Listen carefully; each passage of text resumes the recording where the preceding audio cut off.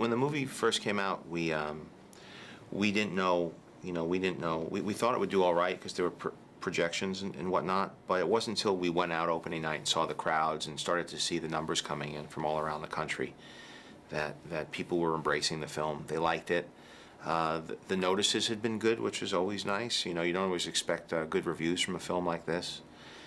And between that and the response of the crowds and people saying that they were seeing it time and time again, it was great. And we got to actually go and feel some of that energy in the room. We would go to the theaters. We would even intro the show sometimes and surprise people. And we knew that, well, first of all, we knew Robert was now back as a movie star, which was exciting because this was a bit of an odyssey for him, getting back into a position where he could actually make movies like this and surpass what he used to be before he hit his rough patch there. And then for me, it just allowed me to be considered a director of a whole new type of movie, not just comedies or the smaller independent films, but this opened me up a great deal. So this was a big turning point, and we knew that we probably would end up doing another one together. We put a lot of energy and effort into making the film something that lives up to what we hope people have come to expect after seeing the first one, but yet doing it in an unexpected way. We added some new cast members. We have a much stronger villain storyline, as sequels to superhero movies often do. And we got a great cast that we added, Mickey Rourke, Don Cheadle, Scarlett Johansson, and of course there's Nick Fury now. Sam Jackson is actually part of the main film, not just after the credit bonus Easter egg scene.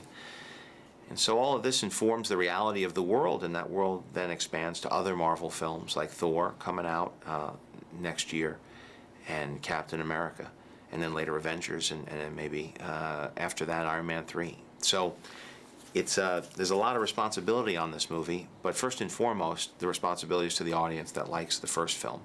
I really hope that they like what we did here. I do. I'm really happy with the way it came out, but we're definitely doing a lot of non-standard things. We're not going the obvious route with the sequel, and I hope that our audience appreciates that. The basic story of Iron Man 2 is we pick up 6 months after the first film leaves off. The last moment of the film was him saying, "I am Iron Man," so he's declaring his identity, which opens up a whole new set of opportunities and problems for us as filmmakers, and for Tony for that matter, because now he went from being one of the most famous guys in the world to, probably one of the most famous people in history. He's a superhero and a billionaire and a genius and a futurist and a scientist, and somebody who's occupies a very important position at the nexus of world politics and the economy at this very trying time in our history.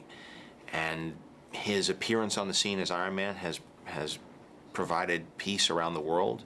He served to stabilize everything just by his mere presence. And now the world is changing for the good, and hopefully he's delivering on the promise, after saying he wasn't making weapons anymore, to use his resources to make improvements in the world.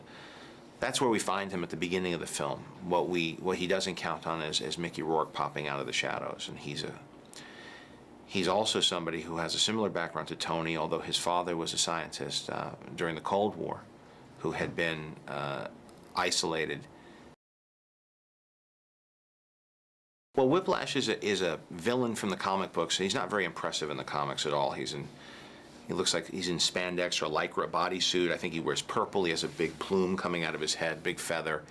And I don't know what was the inspiration. I think they were running out of ideas. But the idea of a character that uses whips was interesting. And then there's Ivan Vanko, who's the name that we use for Whiplash, who's really the Crimson Dynamo, the name of the person one of the people who was in the Crimson Dynamo suit, which was during the Cold War the Soviet version of Iron Man. There was Crimson Dynamo, Titanium Man. There were a lot of suits running around. Times have changed, and we wanted to make the story reflect our times more, and I wanted to preserve the Russian heritage of our villain, but a Cold War military villain did not seem appropriate. And so the idea of Mickey Rourke as this ex-con with prison tattoos and an underworld figure from that part of the world was really exciting. And that his father may have been part of a scientific program and had known Howard Stark, Tony's father, and felt betrayed by him, felt like a good way to create a really good motivation for this villain to crawl out of the woodwork and go after Tony.